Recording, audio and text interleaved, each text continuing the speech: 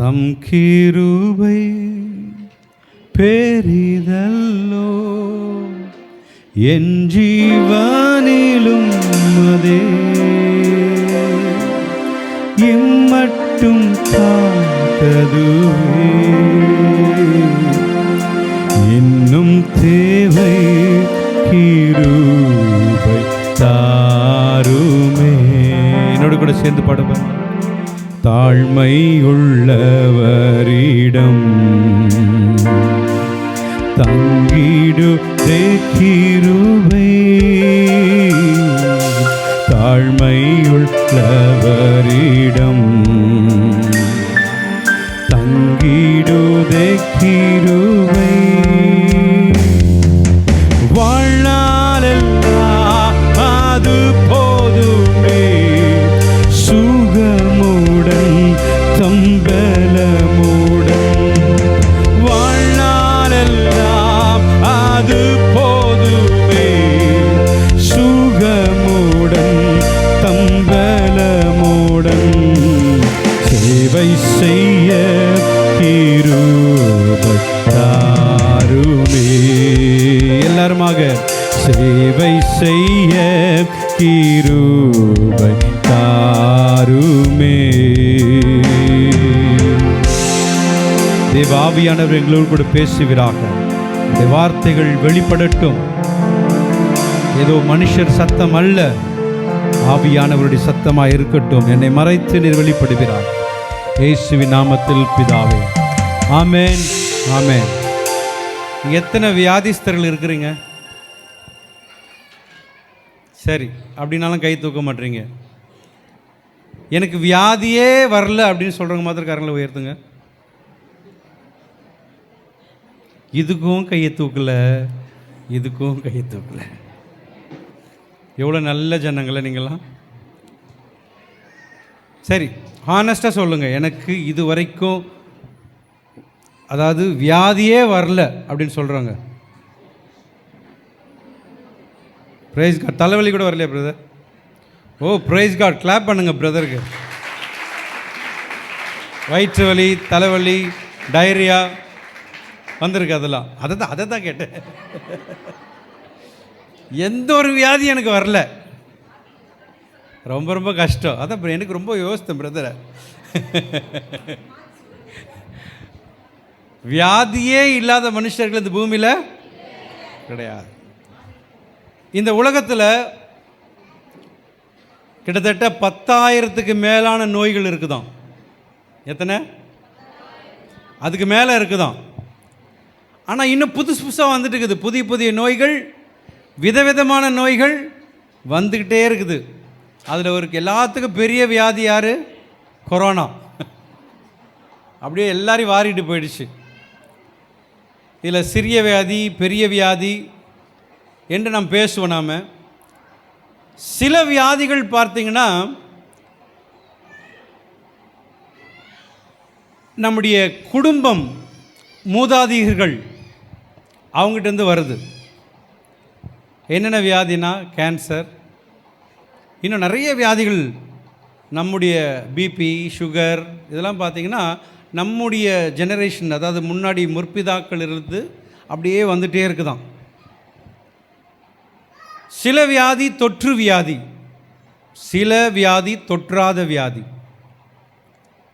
நோய்கள் வர காரணம் வைரஸ், பாக்டீரியா, பூஞ்சை, சுற்றுச்சூழல் மாற்றங்கள்,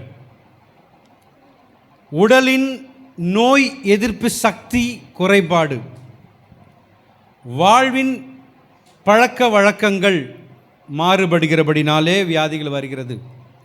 இன்னும் ரொம்ப ரொம்ப சொல்லணுன்னா, முந்தைய நாட்களில் நம்ம தாத்தா இருந்த நாட்கள்லாம் பார்த்திங்கன்னா வியாதி எவ்வளோ இருலையா. காரணம் என்னென்னா அந்த உணவு, பிகாஸ் ஆஃப் த ஃபுட், அந்த சாப்பாடு வழக்கங்கள், பழக்க வழக்கங்கள்லாம் நல்ல முறையில் இருந்தது. ஆனால் இன்றைக்கு எல்லாம் தலைகீழ மாறிடுச்சு. உணவு பழக்கங்கள் மாறினதுனால நமக்கு என்ன வந்துடுச்சு? தொந்தி வந்துடுச்சு, வியாதி எக்ஸ்ட்ரா வந்துடுச்சு. நிறைய வியாதி வந்துகிட்டே இருக்குது. மன அழுத்தம், சுகர், பிபி என்னென்னமோ வந்துடுச்சு, ஸ்டமக் அப்செட். இன்னொரு வியாதி ரொம்ப முக்கியமான காரியம் எதுக்கு வருதுன்னா, பிரதர் கவனிங்க, தூக்கம் இல்லைன்னா. ஒரு மனிதனுக்கு தேவன் தூங்குவதற்காகவே இரவை கொடுத்தார். என்னது சொல்லுங்களேன்? தூங்குவதற்காகவே தேவன் இரவை கொடுத்தார். பகலை ஏன் தேவன் கொடுத்தார் என்றால், நீங்கள் உழைப்பதற்காக. இரவு நல்லா இருட்டாக்கிட்டு அப்போ தான் நல்லா தூக்கம் வரும்னு சொல்லி ஆண்டவரே கொடுத்தார். ஆனால் மனிதர்கள் என்ன பண்ணிட்டாங்க, இன்றைக்கி ஐடி கம்பெனிலாம் நல்லா லைட்டை போட்டு அப்படியே பகல் அந்த இடத்துக்கு உள்ளே போனாலே பகல் நாட்கள் போல் இருக்குமா, பகலை போல் இருக்கும், தூக்கமே வராது உள்ள. அப்போது பிசாசு தந்திரமான வேலைகளை கொடுத்து ஜனங்களுக்கு வியாதிகளை வர வச்சிடறான். தூக்கம் ரொம்ப ரொம்ப முக்கியம். தூக்கத்தை தேவன் யாருக்கு கொடுக்குறாரு? சங்கீதம் 4:8. சீக்கிரம் டப்பு டப்புன்னு வாசிக்கணும். சங்கீதம் 4:8. சாரி, சங்கீதம் அதிகாரம் என்று சொல்லக்கூடாது, சங்கீதம் 4:8. சாரி சிஸ்டர், மைக்கில் படிங்க தயவுசெய்து, ரெக்கார்டிங் ஆகிறதுனால. சமாதானத்தோட படுத்துக்கொண்டு நித்திரை செய்வேன், கர்த்தாவே நீர் ஒருவரே என்னை சுகமாய் தாங்க பண்ணுகிறீர். சமாதானத்தோடே படுத்துக்கொண்டு நித்திரை செய்வேன், கர்த்தாவே நீர் ஒருவரே என்னை சுகமாய் தங்க பண்ணுகிறீர். டிவி அல்ல, மொபைல் அல்ல, அதை பார்த்தா தான் எனக்கு தூக்கம் வரும் பிரதர். சமாதானத்தோடு படுத்துக்கொண்டு நித்திரை செய்வேன். அப்போனா தேவனையே நினைத்து கொண்டு படுப்பீர்கள் என்றால் சமாதானத்தோடு உங்களுக்கு நித்திரை வரும். நீங்கள் நல்ல டிவி சீரியல்லாம் பார்த்துட்டு படுத்தால் மாமியார் வருவாங்க, மருமகள் வருவார்கள், சண்டை வரும், பிரச்சனைகள் வரும் கனவுல. இதே வேளையிலே சோம்பேறி தனத்தினாலும் வியாதிகள் வருகிறது. எதனால்? வேதம் சொல்லுகிறது, நீ வேலைக்கு போலினா சாப்பிடக்கூடாது. பைபிள் இருக்குதா இல்லையா? ஓகே. நீதிமொழிகள் 6:9. Proverbs chapter 6 verse 9 to 11. சோம்பேறியே. யாருங்க சோம்பேறியே? யாருங்க அவங்க? யாருங்க அவங்க? சோம்பேறி. நம்மளாம் சோம்பேறி இல்லைல்ல? நாங்க இல்ல. 6 மணிக்கு மேலே தூங்குறவங்களாம் சோம்பேறி தான். சோம்பேறியே, நீ எவ்வளவு நேரம் படுத்திருப்பாய்? எவ்வளவு நேரம் படுத்திருப்ப? எப்பொழுது உன் தூக்கத்தை விட்டு எழுந்து வேலைக்கு போக இல்லையா? எழுப்பி பாருங்களேன், ஒரு 5 நிமிஷம் 5 நிமிஷம். வேலை கூட தலைங்க, காலேஜ் கூட போயிடுவாங்க. ஆனால் இன்னைக்கு பாருங்களேன், ஞாயிற்றுக்கிழமை தான், இன்னைக்கு தான் லீவு. முதல் வார்த்தை என்ன தெரியுமா வரும்? மா எந்திரிமா பிரதர், எந்திரிங்க பிரதர்னா எனக்கு அப்படியே தலைலாம் சுற்றுது, நீ போ சர்ச்சுக்கு. சொல்கிறோமா இல்லையா? சொல்கிறோம்ல. அப்புறம் வாசிங்க. இன்னும் கொஞ்சம் தூங்கட்டும், இன்னும் கொஞ்சம் தூங்கட்டும், இன்னும் கொஞ்சம் உறங்கட்டும். 8 மணி ஆயிடுச்சு. இப்போதான் brother first praise the Lord போட பாட்டு பாடுவார். 8 மணிக்கு வீட்டில் இன்னும் தூக்கத்தில் இருப்பார். இன்னும் கொஞ்சம் கை முடக்கி கொண்டு நித்திரை செய்யட்டும் என்பாயோ? இப்போ ஃபஸ்ட்டு பாட்டு சபையில் முதல் பாடல் போடுது, கையை இன்னும் முடக்கி தூக்கம். அப்புறம் உன் தரித்திரம் வழிபோக்கனை போலவும். உன் தரித்திரம் வழிபோக்கனை போலவும். வழிபோக்கன்னா யாருங்க? சொல்லுங்களேன், உன் வாயால் சொல்லணும். யாருங்க? பிச்சை. நான் சொல்லலைங்க, நான் சொன்னால் என்ன, நீங்கள் என்னை திட்டலாம். பைபிள் சொல்லுது, உன் தரித்திரம் வழிபோக்கனை போலவும் உன் வறுமை ஆயுதம் அணிந்தவனை போலும் வரும். கண்டிப்பாக வியாதி வரும். இன்னொரு வசனம் இருக்குது, நீங்கள் சிரிச்சுக்கிட்டே இருந்தால் வியாதி வராது. சிரிச்சுக்கிட்டே இருந்தால் வியாதி வராது. அதனால தான் நீங்கள் இதுக்கு போயிட்டு பாங்க, மெரினா பீச்சுக்கிட்ட போய் சிரிப்பாங்க. ஆனால் அவங்களுக்கு தான் அதிகமான வியாதி வரும். ஆனால் ஒன்று தெரியுமா, ரிஜாய்ஸ் இன் த லார்ட் ஆல்வேஸ். கர்த்தருக்குள் சந்தோஷமாக இருக்கிறவங்களுக்கு வியாதி வராது. இன்னொரு வசனம் இருக்குது, நீதிமொழிகள் 6:11, சாரி 15:13. ப்ரோவர்ப்ஸ் 15:13, நீதிமொழிகள் 15ஆம் அதிகாரம் 13வது வசனம். மனமகிழ்ச்சி மனமகிழ்ச்சி முகமலர்ச்சியை தரும். பக்கத்தில் பார்த்து சொல்லுங்க பார்க்கலாம். மனமகிழ்ச்சி முகமலர்ச்சியை தரும். ஃபேர் அண்ட் லவ்லி அல்ல, பிபி கிரீம் இல்லை, 9-2 ஏதோ ஒன்று இருக்குது, 9-2, ஆமாம் சொல்லுமா, 9-9. அந்த க்ரீமெல்லாம் நீங்கள் அழுதுட்டிங்கன்னா வச்சுங்க, அப்படி தொடச்சா அப்படியே மாறிடும். அதை வேற மை வேற வச்சுருப்பாங்க நம்ம ஆளுங்க. என்ன சிஸ்டர், காதரா, காஜல், ஓகே, கரெக்டாக சொல்கிறாங்க பேரெல்லாம். எல்லா வீட்டில் வந்தால் தெரியும். வீட்டில் வேணாம், அவங்கவுங்க பஸ்ஸை திறந்து பாருங்களேன், அவங்க பேக்கை திறந்து பாருங்கள், எல்லாம் கொட்டும். லிப்ஸ்டிக்கில் இருந்து ஒரு மைக்கை பார்த்த ஃபுல்லாக லிப்ஸ்டிக்காக இருக்குது. மனமகிழ்ச்சி முகமலர்ச்சியை தரும். சத்தமாக சொல்லுங்க பார்க்கலாம். மனமகிழ்ச்சி சொல்லுங்க, அப்புறம் சொல்லுங்க. ஆமென். நீ ரொம்ப நாள் வாழணும்னா கர்த்தருக்குள் சந்தோஷமாக இருக்கணும். ஆமென். இதை விட வேறு என்னங்க? ஜப்பான்லலாம் பார்த்தீங்களா 100 வயசுக்கு மேலாம் வாழ்கிறாங்க. ஏன் தெரியுமா? நம்மளை மாதிரி படுத்துக்கிட்டே டிவி பார்க்க மாட்டாங்களாம். நம்ம ஆளுங்க படுத்துகிட்டே பைபிள் படிப்பாங்க. அந்த நாட்கள்லாம் முழங்கால் படிட்டு ஜெபம் பண்ணாங்க. இப்போல்லாம் படுத்துக்கிட்டே, ஆண்டவரே ரொம்ப டயர்டாகிறேன், அப்படியே படுத்துட்டு, ஆண்டவரே சோத்திரம் ஆண்டவரே. அப்போ ஏன் வியாதி வராது? சில பேர்லாம் பார்த்தீங்கன்னா சாப்பிட்ட கை கழுவ கூட மாட்டாங்க. அப்படி சாப்பிட்டோன்னு அப்படி மந்தமாகிடுவாங்க. அப்படியே படு, கையை கூட கழுவ மாட்டாங்க. என்ன நிறைய பேர் சிரிக்கிறீங்க? அது எலி வந்து கடிச்சிட்டு போனால் கூட தெரியாது. அப்படியே தலைவர் நித்திரை மயக்கத்தில் போயிடுவார். அப்போ ஏன் தொப்பை வராது? அப்புறம் லிவர் ஃபேட்டி ஏன் வராது? எல்லாமே வரும்.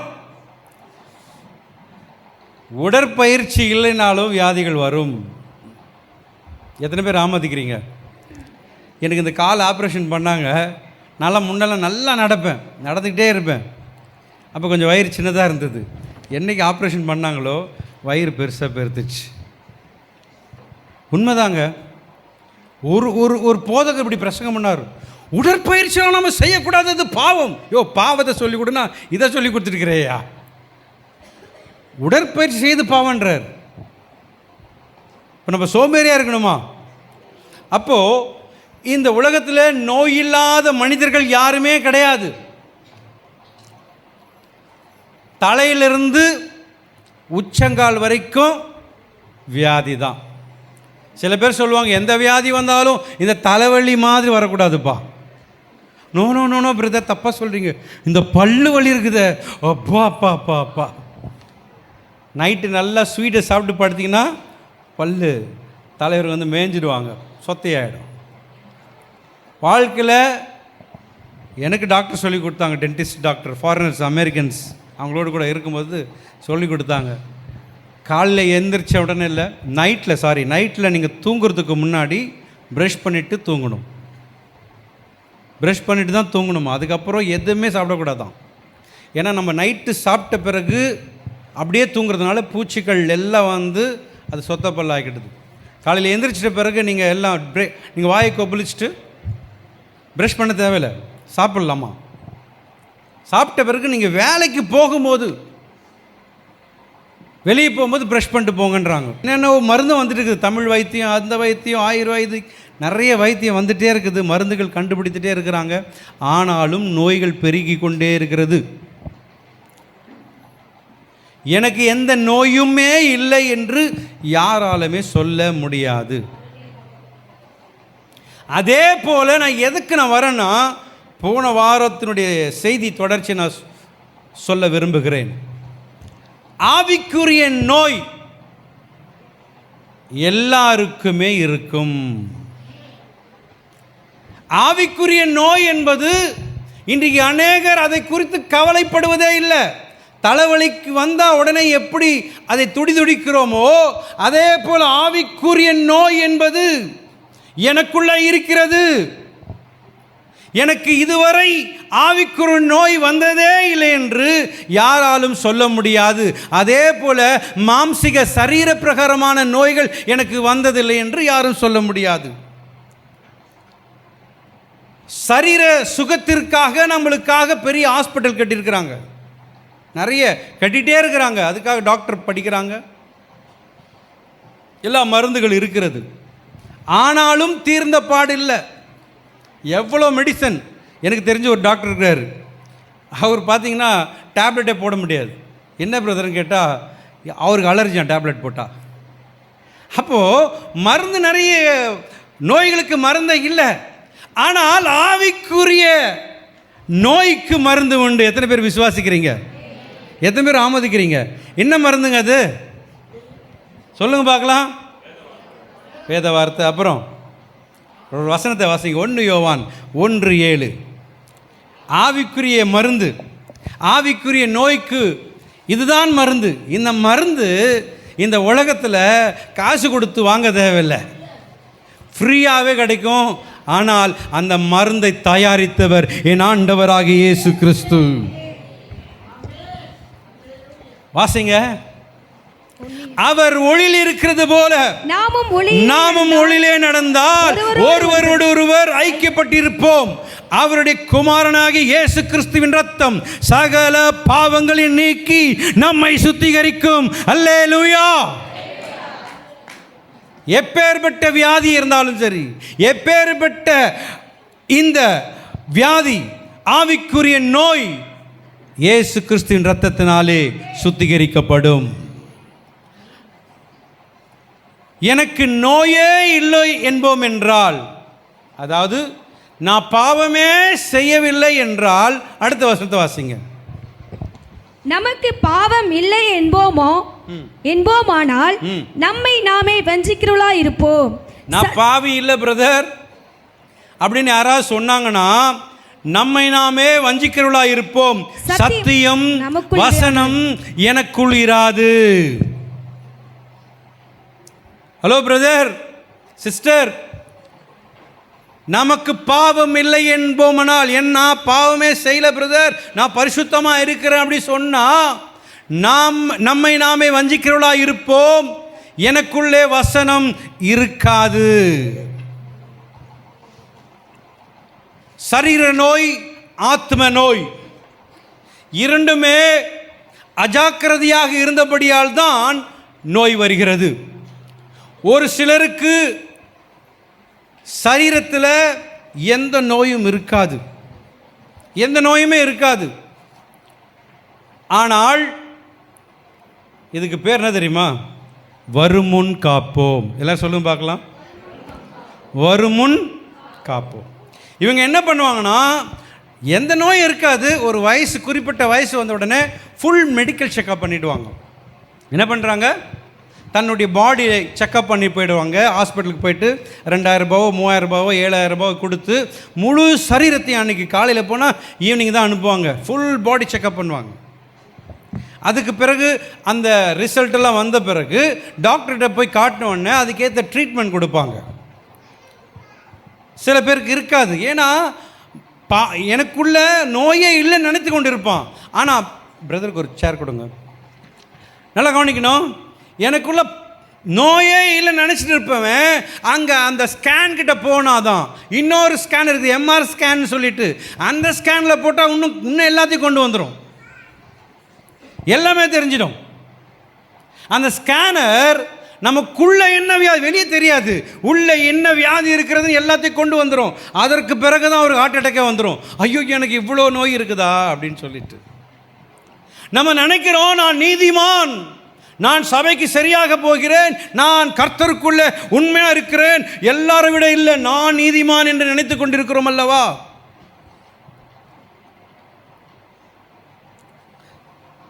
இன்னொரு ஒரு சிலர் வந்த பின் காப்போம். யார் இவங்க? முன்னாடி வருமுன் காப்போம், இவங்க வந்த பின் காப்போம். அப்படின்னா நோய் வந்த பிறகு மருத்துவரிடம் போயிட்டு அப்புறம் செக்கப் பண்ணுவாங்க, நிறைய காரியங்கள்லாம் செய்வாங்க. ஒரு சிலர் தலைவலி வந்துடுச்சுன்னு வச்சுங்களேன், பையனை கூட டேய் அந்த மெடிக்கல் ஷாப் இருக்குது போய் அங்கே போய் வாங்கிடுவா, தலைவலிக்குது. என்ன வயசுன்னு சொன்னாங்கன்னா சொல்லு என் வயசை. இன்னொன்று சொல்லுவாங்க, அப்படியே கேஸ் ப்ராப்ளம் ஆகிடுச்சுப்பா வாங்கிட்டு வா, அப்படியே சொல்லு அவர்கிட்ட. அந்த கடைக்கு போ, அவன் தான் ஒரு 10 மாத்திரை கொடுப்பார், போட்ட உடனே காலியாகிடும், போயிடுவோம் மேலே.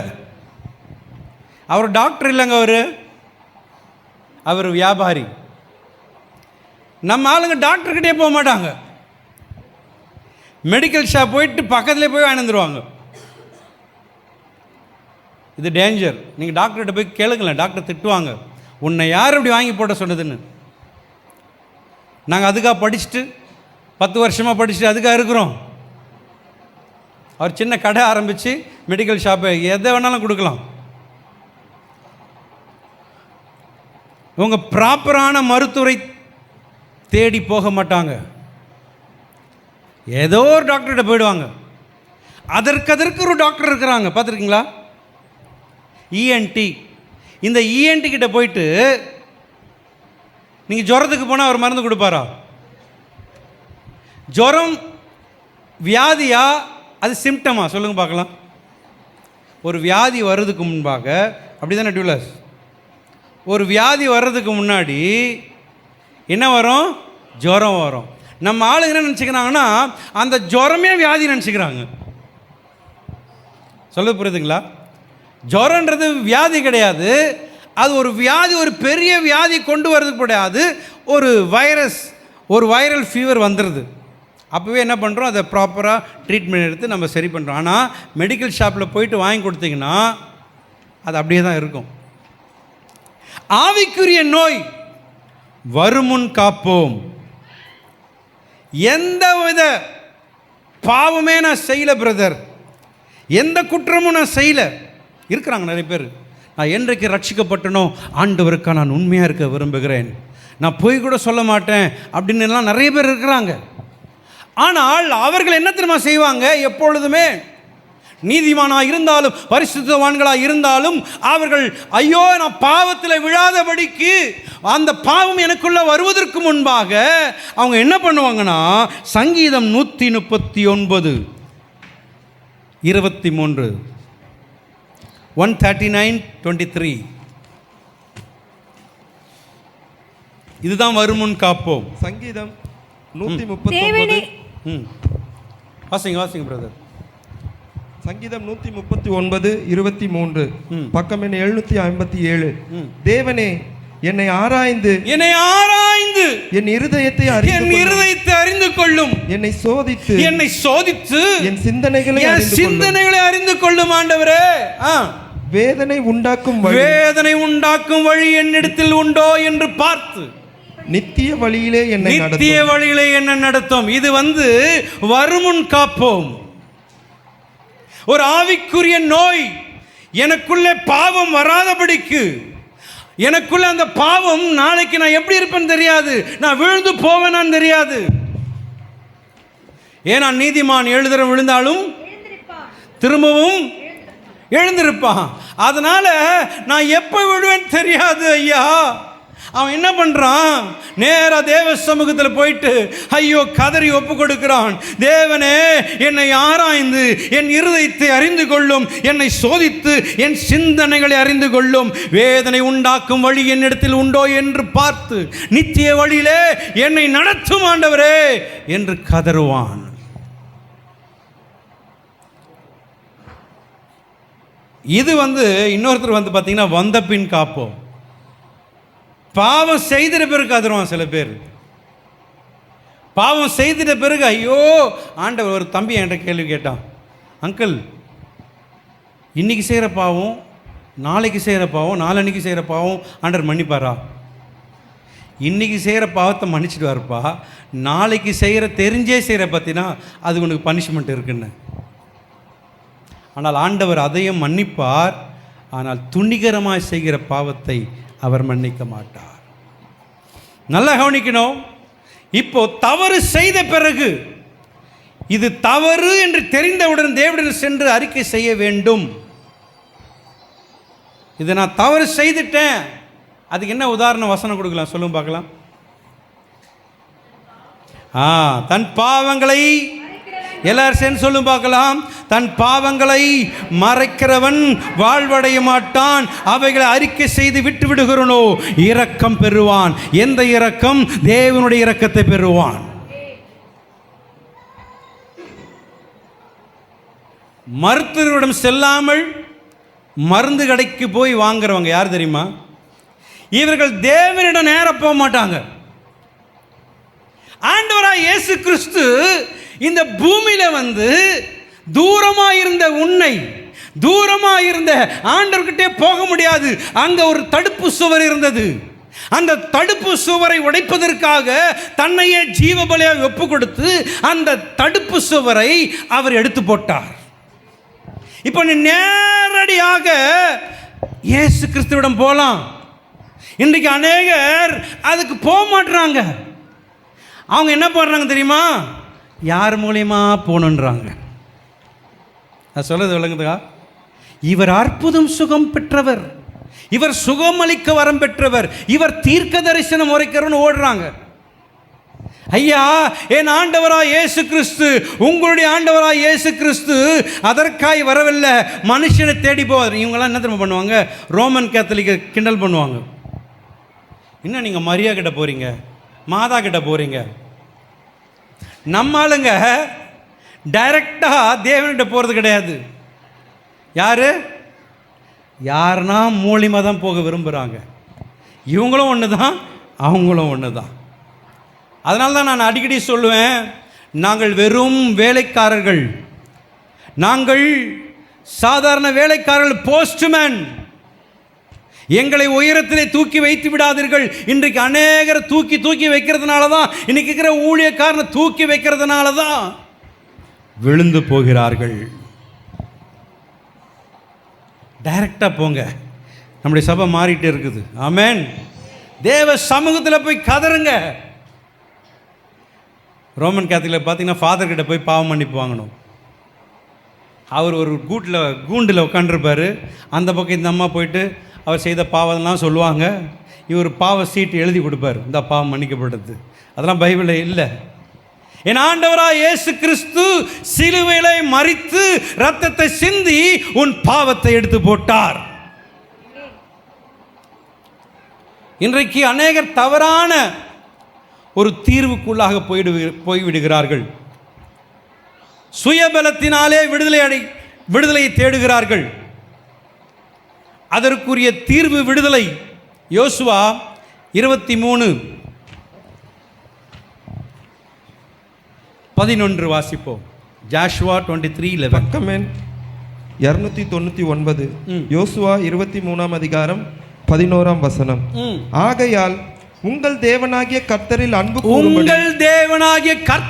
கூறும்படி உங்கள் ஆத்துமாக்களை குறித்து மிகவும் எச்சரிக்கையாயிருங்கள். என் ஆத்துமா நோய் வரக்கூடாது.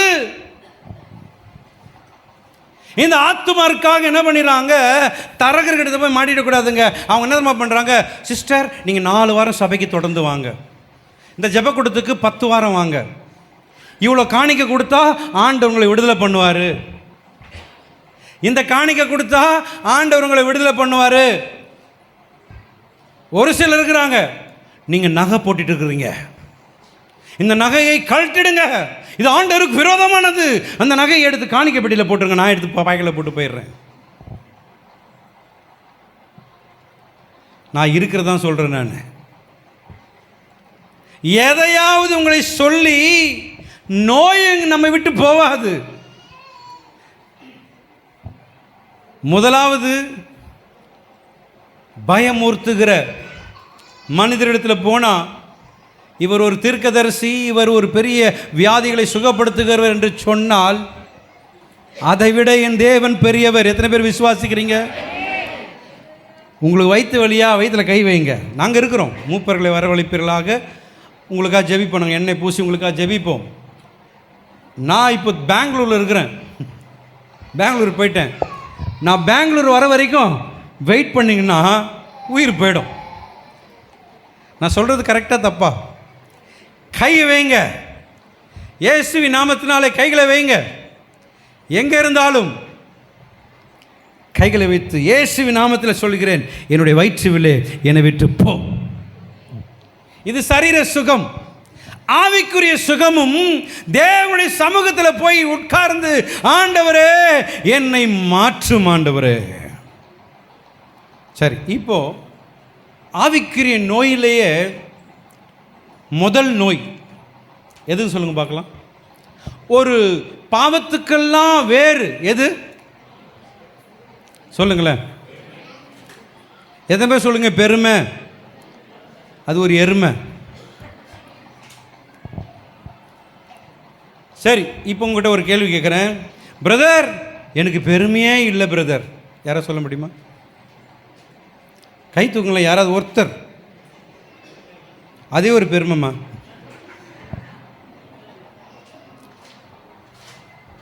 தப்பாக நினைக்காதீங்க, இதுதான் உண்மை. நிறைய பேருடைய மனசு உள்ள ஒருத்தன் உட்காந்துட்டு இருக்கிறான். அவன் என்ன தெரியுமா சொல்லுவேன்? அந்த சிஸ்டர் மாதிரி நீ இல்லை, இந்த பிரதர் மாதிரி இல்லை, அவங்கள மாதிரி இல்லை. யார் தெரியுமா இவர்? பரிசேயர். நான் தான் நீதிமான். இது ரொம்ப கொடுமையானது. எல்லா நோய்களுக்கு இது ஒரு தலைவலி. எல்லா நோய்களுக்கும் கொடுமையான நோய், ஆவிக்குரிய நோய் பெருமை. முதலாவது ஆவிக்குரிய நோய் இதுதான் பெருமை. நம்ம நினைக்கிறோம் குடிகாரனை பார்த்து இதுதான் பெரிய பெரிய நோய் நினைக்கிறோம். விபச்சாரத்தை பார்த்து தான் பெரிய நோய் நினைக்கிறோம். விபச்சாரத்தை விட, வேசித்தனத்தை விட, திருடுகிறதை விட கொடுமையான கொடூரமான வியாதி என்று சொன்னால் எனக்குள் இருக்கிற பெருமை, ஆவிக்குரிய பெருமை. இந்த நோயை முதல்ல நம்மகிட்ட இருந்து விடுதலை அடையணும்னு ஜெபிக்கணும். என்னிடம் அதிகமாகவே இருக்கும், ஒவ்வொருத்தர்கிட்டையும் இது அதிகமாகவே இருக்கும், ஆனால் தெரியாது. தெரியாது, எனக்கு தெரியாது. அது தன்னை நானே சோதித்தேனா கூட எனக்கு தெரியாது.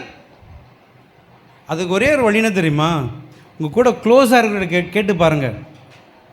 பிரதர் சிஸ்டர், நான் எதனா பெருமையாக இருக்கிறேன்னா உண்மையான சகோதரன், உண்மையான சகோதரி உங்களுக்கு சொல்லுவாங்க, ஆமாம் சிஸ்டர், இந்த விஷயத்தை நீங்கள் பெருமையாக இருக்கிறீங்க. இதுதான் ஐக்கியம். இதுதான் சகோதர ஐக்கியம். ஆமாம் பிரதர், ஆமாம் சிஸ்டர், அருமையான சகோதரியே, எனக்குள்ள இருக்கிற பெருமை எனக்கு தெரியவே தெரியாது. எனக்குள்ள தாழ்மை இருக்கிறது என்று நினைத்து கொள்வேன், ஆனால் அதுவே எனக்கு பெருமையாக இருக்கும். அதை நான் சுலபமாக கண்டுபிடிக்க முடியாது. தன்னிடம் உள்ள இந்த பெருமை என்ற நோயை கண்டுபிடிக்க மிகவும் கடினம். ஆனால் ஒருவர் உங்களுக்கு உதவி செய்வார், அவர்தான் பரிசுத்த ஆவியானவர். அந்த பரிசுத்த ஆவியானவர் உங்களுக்குள்ள இருந்தால், நீங்கள் என்னதான் அந்நிய பாஷை பேசினாலும், குதிச்சாலும், நான் ஆவியில் நிரம்புறேன்னு சொல்லி நிரம்பி குதிச்சாலும் பிரயோஜனம் அல்ல. உனக்குள்ள இருக்கிற பெருமை என்கிற சுயநலம், சுயமான காரியம், அது விடுதலை பெற வேண்டும் என்றால், அல்லது உனக்குள் இருக்கிறது என்பதை காட்டுவதுதான் பரிசுத்த ஆவியானவர், கண்ணாடியான ஸ்கேனரான பரிசுத்த ஆவியானவர்.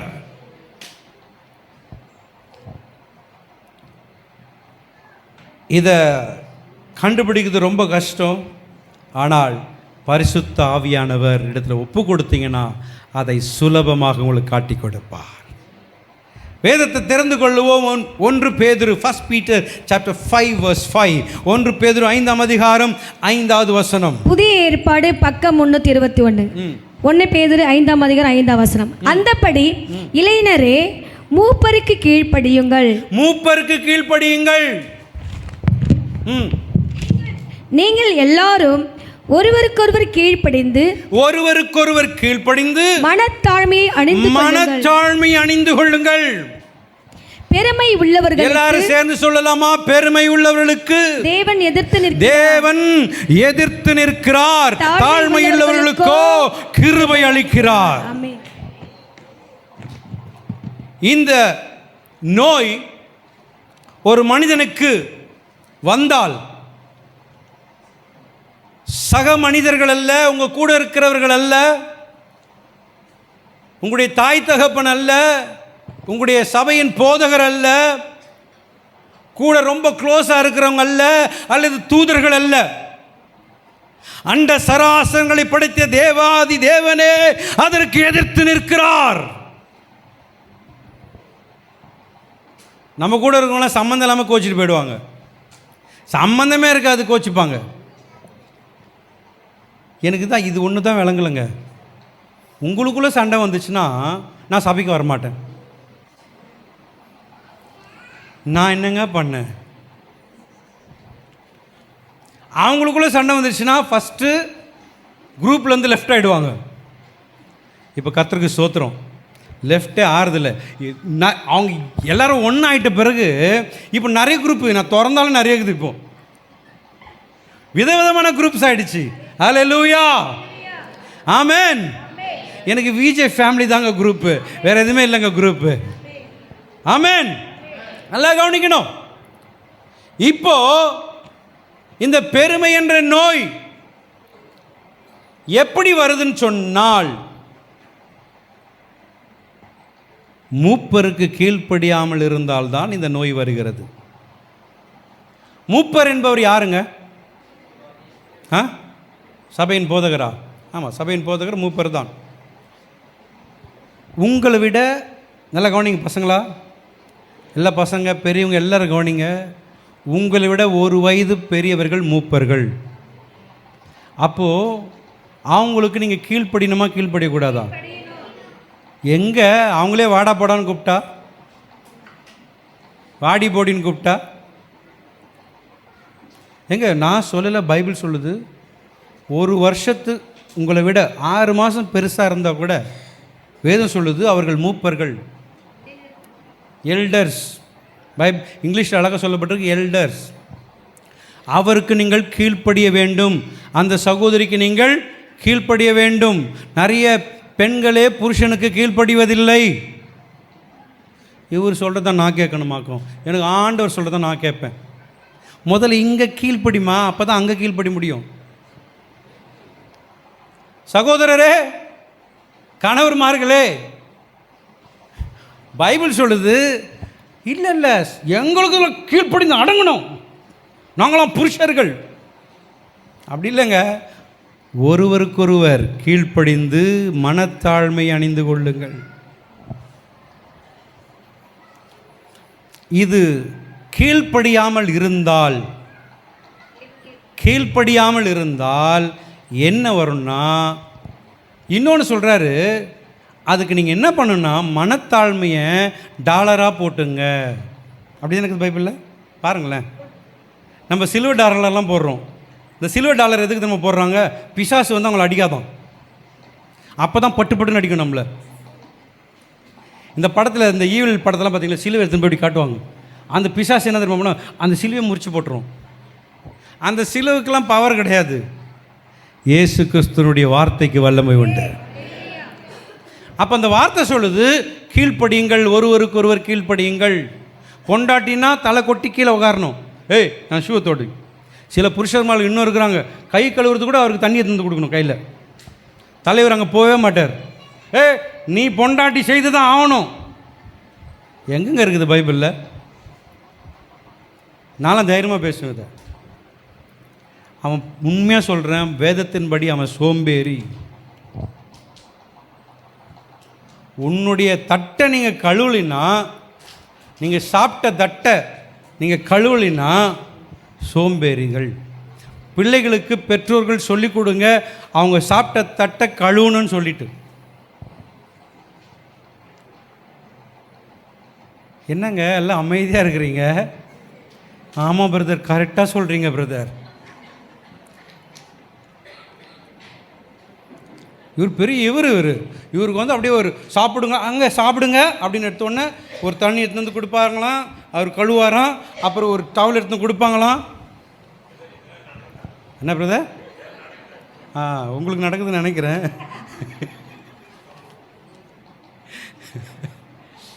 கர்த்தர் நல்லவர், கர்த்தர் நல்லவர். ஆமென்.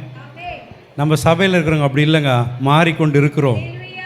ஆமென். எத்தனை பேர் மாறிக்கொண்டு இருக்கிறோம்? ஒரு பிரதர் சொன்னார், பிரதர் நீங்கள் என்னைக்கு வந்தீங்களா எங்கள் வீட்டில் பெரிய பிரச்சனை பிரதர். என்ன பிரதர்? எதுக்குத்தாலும் சண்டை போடுறா பிரதர். ஏன்னா பிரதர் சொன்னார்ல, பிரதர் சொன்னார்ல. நான் என்ன சொல்ல வரேன்னா, ஒரு கீழ்ப்படிதல், ஒரு அண்டர்ஸ்டாண்டிங் இருந்தால் அந்த குடும்பங்கள் ஸ்திரப்படும், சபை ஸ்திரப்படும். இன்னைக்கு சபையில் கூட நீ சொல்கிறதா நான் கேட்கணுமா? நான் உனக்கு முன்னாடி வந்தவன். அருமையான சகோதரி சகோதரியே, ஒருவருக்கொருவர் கீழ்ப்படியுங்கள். கீழ்ப்படியாமல் இருந்தால் பெருமை எனக்குள்ளே வந்துடும். எனக்கு எல்லாமே தெரியும், என்னை விட உனக்கு தெரியுமா? சுயநலத்தின் தோற்றம் இது ஒரு கொடிய நோய் அல்லது விஷ நோய் என்று சொல்லலாம்.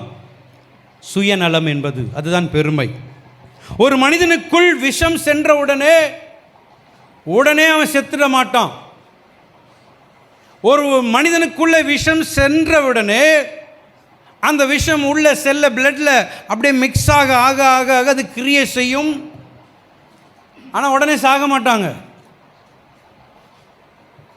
ஆனால் மிக மிக பெருமையுள்ள மனிதனை அந்த விஷம் உள்ள போச்சுன்னா ஏறது போல செத்து என்னாச்சு?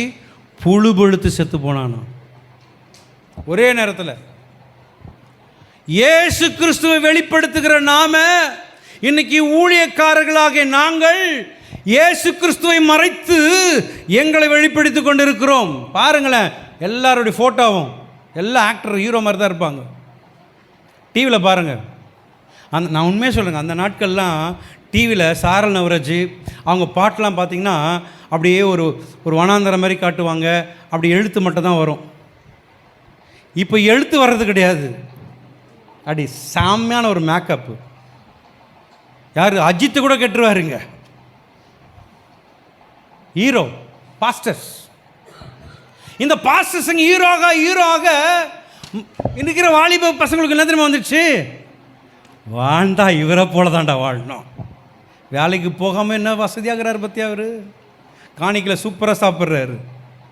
நிறைய பேருக்கு இன்றைக்கி வேலைக்கு போகிறத காட்டிலும் சபையை ஆரம்பிச்சிட்டாங்க.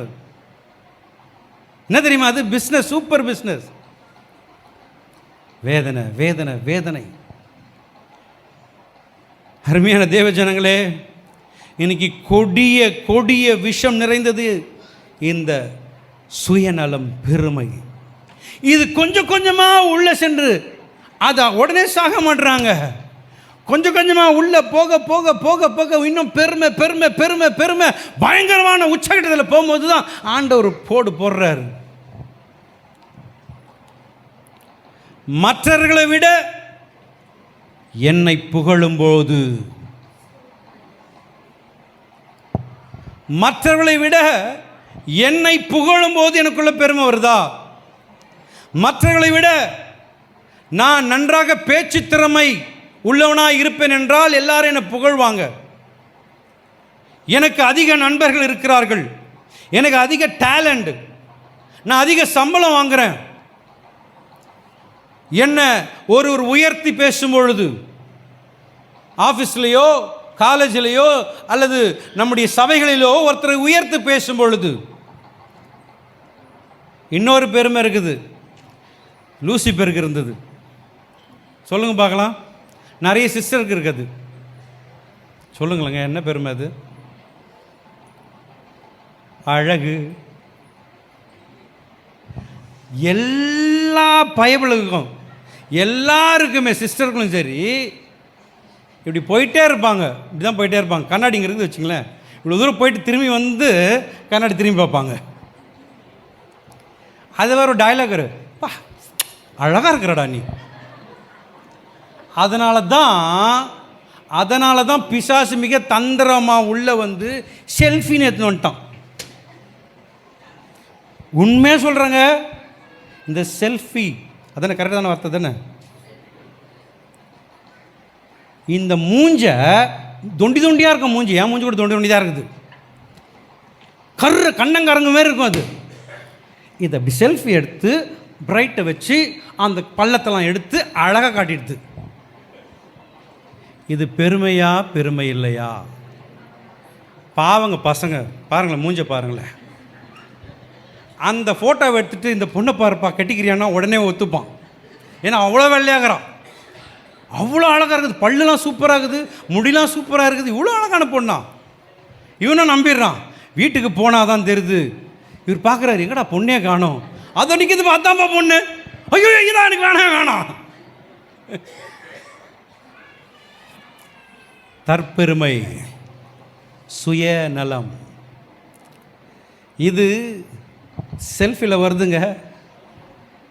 சகோதரனே சகோதரியே மனம் திரும்பு, இன்றைக்கி ஆயா கூட பல்லே காணும், அது கூட பிடிக்குது செல்ஃபி.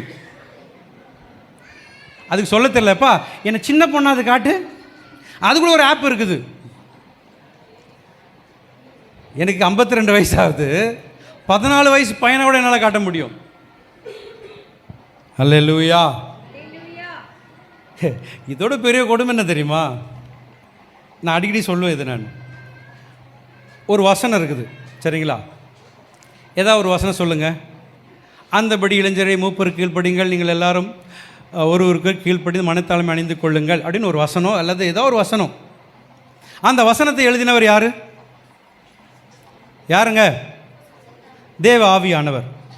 அப்போ கீழே என்ன பண்ணணும், அந்த வசனத்தை போட்டு, நிறைய போர்டுலாம் நீங்கள் பார்ப்பீங்க வீட்டில், போர்டு கேலண்டர்லாம் நீங்கள் பார்ப்பீங்க. அந்த வசனத்தை போட்டு கீழே வேதம் அப்படின்னு போடணும், அல்லது இயேசு கிறிஸ்துன்னு சொல்லலாம், ஆவியானவர் எழுதுனான்னு சொல்லலாம். ஆனால் அந்த வசனத்தை போட்டு ஒரு ஃபோட்டோ இருக்கும், பார்த்துருக்கீங்களா? அந்த பாஸ்டர் ஃபோட்டோ இருக்கும். எனக்கு ஒன்றும் புரியாது, இவர் எழுதினாரா ஆவியானவர் எழுதினாரா? ஏங்க, மகாத்மா காந்தி சொன்னது அவர் ஃபோட்டோ போட்டால் ஓகே, அப்துல் கலாம் சொன்னார் அவர் ஃபோட்டோ போடலாம். வசனத்தை நீயா சொன்ன? இன்றைக்கி வேணால் வீட்டில் போய் செக் பண்ணி பாருங்கள். நிறைய பேர் வசனத்தை போட்டு இவங்க ஃபோட்டோ போட்டுருவாங்க. நீ யாரை வெளிப்படுத்துகிற? தேவனையா உன்னையா? இன்னைக்கு இதுதான் சுய பெருமை. அருமையான சகோதரி சகோதரியே, நான் அழகாக இருக்கும்போது பெருமை வரும். லூசிபருக்கு இது தான் வந்தது. ஏசாயா 14ஆம் அதிகாரத்தில் வீட்டில் போய் வாசிங்க, எசேக்கியேல் 28ஆம் அதிகாரத்தை போய் வீட்டில் வாசிங்க. அவனுக்குள்ள இருந்த அழகு மேட்டிமையாச்சு. இன்னொரு பெருமை என்ன தெரியுமா? காசு இல்லாத நேரத்தில் கஷ்டப்படுறதுல அவரை மேலே தாழ்மையான மனுஷன் யாரும் இருக்க மாட்டாங்க. காசு இல்லை கையில், பிள்ளைங்களுக்கு ஃபீஸ் கட்ட முடியல, வீட்டுக்கு ரேஷன் வாங்கி போட முடியல, ஆனால் ரொம்ப தாழ்மையாக இருப்பாங்க. என்கிட்ட வந்தால் கூட எப்படி தெரியுமா, brother price Lord brother, phone பண்ணுவாங்க, ஒருத்தருக்கு ஒருத்தர் பேசுவாங்க. அதனால தான் ஆண்டவர் சிலரை அப்படியே வச்சிருக்கிறார். ஆனால் பணங்கள் கையில் கிடைச்ச உடனே அவங்க ட்ரெஸ்ஸிங் ஓகே, ட்ரெஸ் பண்ணுங்க, தப்பே இல்லை. அவங்களுடைய ஆக்டிவிஷன், அவங்களுடைய நடவடிக்கை எல்லாமே மாறிடும். பணம் ஒரு நாள் கரைஞ்சி போயிடும், ஒரு நாள் தரமட்டமாக போயிடும். நான் சொல்லலை, பைபிள் சொல்லுது. பெருமையுள்ளவனுக்கு தேவன் எதிர்த்து நிற்கிறார். அந்த பணத்தை கொடுத்தவர் ஆண்டவர். உன்னை வசதியாக வச்சுருக்காருன்னா சந்தோஷப்படுங்க, அதிகமாக பணம் இருக்குதா சந்தோஷப்படுங்க. ஆனால் பெருமை உனக்குள்ளே இருக்கும் என்றால் அந்த பணம் உன்னை விட்டு சென்று விடும் என்பதை மறந்து விடாதே. பொருளாதார வசதிகள் இருக்கும் பொழுது நீ முன்பாக எப்படி இருந்து இயேசு கிறிஸ்துவை வணங்கினாயோ, எப்படி ஆராதித்தாயோ, அதை மறந்து விடுகிறாய். இன்றைக்கு பணமும் புகழும் பெயரும் வந்த உடனே அதை மறந்து நான் ஒரு பெரிய ஐஃபையாக மாறிடுறேன். நான் முன்பதை நினச்சி பாருங்க, நான் எப்படி இருந்தேன். அதே தாழ்மையோடு இருங்க, ஆண்டவர் உங்களை உயர்த்துவார். சுயநலம் எங்கு ஆரம்பிக்கிறதோ அங்குதான் பெருமை வருகிறது. அந்த சுயநலம் என்பது என்னன்னா, நான் சொல்லுங்க பார்க்கலாம், நான் தான் எனக்கு ஐ ஆம். அது ஒருத்தருக்கு தான் தகுதி இருக்கிறது. I am the way. I am the way. I am the truth. இன்னைக்கு மனிதர்கள் I am நான் தற்பெருமை. அருமையான சகோதரி சகோதரியே, அது அழிந்து போகும். அழகும் வீண். பெருமை என்பது தன்னை மிதமின்றி நினைத்துக் கொள்வது. அதுதான் தனக்கே தெரியாது எனக்குள் பெருமை இருப்பது. ஆவியானவர் ஒருவர் தான் அவைகளை சுட்டிக்காட்ட முடியும். அதே போல உன்னோடு கூட பழகுகிறவர்கள், நெருக்கமானவர்களிடத்தில் போய் கேளுங்க, எனக்குள்ள பெருமை இருந்தா சொல்லுங்க சிஸ்டர், செக்கப் பண்ணுங்க. ஒரு தலைவலி வந்தால் எப்படி துடிச்சு போயிடுறீங்க? அந்த நிறைய பேர் இந்த பாம்பு வச்சு சுற்றினே இருப்பாங்க, போட்டுக்கிட்டே இருப்பாங்க. அவங்களுக்கு மசாஜ் விட்டு மசாஜ் பண்ணி, அதே போல் இதுதாங்க பெருமை என்ற நோய் எனக்குள்ளே இருந்தால் போய் பக்கத்தில் கேளுங்க, சிஸ்டர் எனக்குள்ளே பெருமை இருக்குதா, ஹெல்ப் பண்ணுங்க. தாழ்மையில் உனக்கு தேவன் கிருபை அளிக்கிறார். நிறைய பேர் அதை கேட்காம இருக்கிறானே, அதே பெருமை தான். சுயமேட்டுமை யாருக்கு இருக்கும்? அவருடைய ரியாக்ஷன் எப்படி இருக்கும்னா, எளிமையான ஒருவரிடத்திலிருந்து, அதாவது வேத அறிவே இல்லாதவர்கள், புதிதாக வந்தவர்கள், அல்லது ஒரு சிறு பிள்ளைகள் வந்து தேவ வசனத்தை சொல்லும் பொழுது, அல்லது உங்கள் பக்கத்தில் இருக்கிறவங்க உங்களுக்கு வேதத்தை வசனத்தை சொல்லும் பொழுது அமைதியாக கேளுங்க. நான் உண்மையாக சொல்கிறேன், நான் எங்கெல்லாம் பிரசங்கத்தை கேட்க போகிறேனோ நான் டைரி இல்லாமல் போனதே கிடையாது. நான் பாஸ்டர்ஸ் மீட்டிங் போனால் டைரி எடுத்துகிட்டு போவேன். எங்கே நான் பிரசங்கத்தை கேட்க கொடுப்பதற்கல்ல, பிரசங்கத்தை கேட்க போகிறேன் என்றால் இந்த பைபிளையும் எடுத்துப்பேன், இதையும் எடுத்துப்பேன், நோட் பண்ணுவேன். ஆண்டவரே நீர் என்னோடு கூட பேசுமா ஆண்டவரே, எனக்குள்ள நிறைய அழுக்கு இருக்குது ஆண்டவரே. நீ நிறைய பேர் நோட்டு எட்டுன்னு வரது இல்லைங்க. நீங்கள்லாம் எப்படி தான் வளர போகிறீங்கன்னு தெரியல. எப்படி தான் நீங்கள் எல்லாம் பெரிய ஞானி நினச்சிக்கிறீங்க. எனக்கு எல்லாம் மண்டலே போயிடும். நாங்கள் கிட்டத்தட்ட நைட்டெல்லாம் தூங்காமல் உட்கார்ந்து தேவனுடைய வாசனத்தை எடுத்துட்டு வந்து உங்களுக்கு கொடுக்கும் பொழுது அதை ஏனோதானமாக கேட்குறீங்க. எனக்கு எல்லாமே தெரியும். வளர்ந்த ஒரு விசுவாசி யார் என்ன சொன்னாலும் வசனத்தை போதித்தால் ஏற்றுக்கொள்ளுகிற மனப்பக்குவம் இருக்கும் என்றால் அவனுக்குள்ளே தாழ்மை இருக்கிறது என்று அர்த்தம். அது சிறு பிள்ளையா இருக்கலாம். இங்கே ஜோஷ்னான்னு ஒரு குழந்தை இருக்குது, வீரா பொண்ணு. நீங்கள் பாஸ்டர் தானே? ஒரு நாள் ஷூ போட்டு இப்படி வந்துட்டேன். இவ்வளோ தூரம் தான் வந்தேன், இங்கே நின்றுச்சு. அங்கே நீங்கள் பாஸ்டர் தானே, ஷூ போடலாமா? தேங்க்யூம்மா. போயிட்டேன் அப்படியே வெளியே.